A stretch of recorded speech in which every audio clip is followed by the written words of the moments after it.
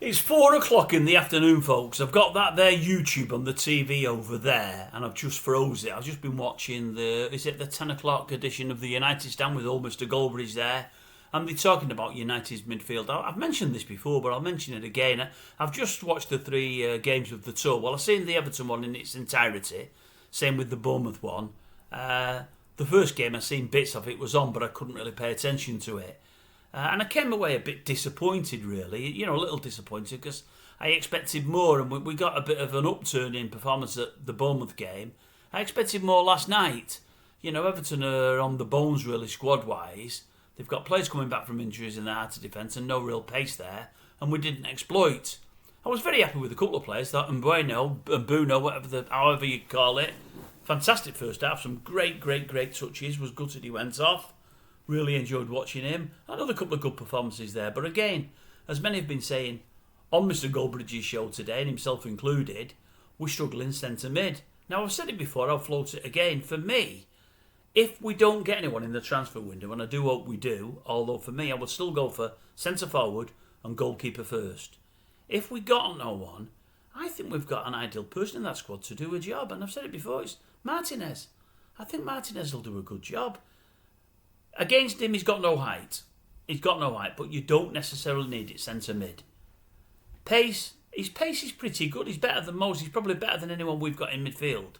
He's not absolutely rapid, but you don't need to be centre mid. But you need to be pretty mobile. He's definitely mobile. Tackle, he's a beast in the tackle. He cuts into people like nobody's business. Can cut people in half. Got a bit of devilment in him, a.k.a. Roy Keane. So no problems on that score. His passing ability is pretty good. He's not bad at all. He's not a bad passer of the ball. And he's got a good eye.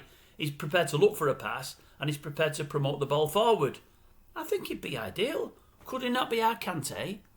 Could he not be? Could he not be trained to be? We've obviously got no money. It's unlikely we're going to get a midfielder in this window, or we're going to get one that really is a bit substandard. I'd give him a go.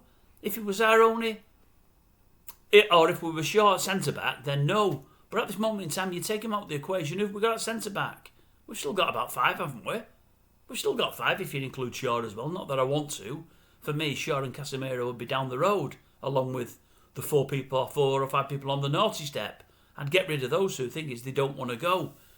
But I think Martinez could do a good job. I really, really do. I think he could be an ideal foil for someone like Bruno. I really do, honestly. I think he'd do a job. What are your thoughts? You let me know. Sesko, what are my thoughts? I want him. He's not necessarily the player I wanted. I wanted Gyökeres. But as I said, Arsenal were after them both, but they wanted Sesko out of the 2. And Sesko's the one that can only get better. He's got age on his side.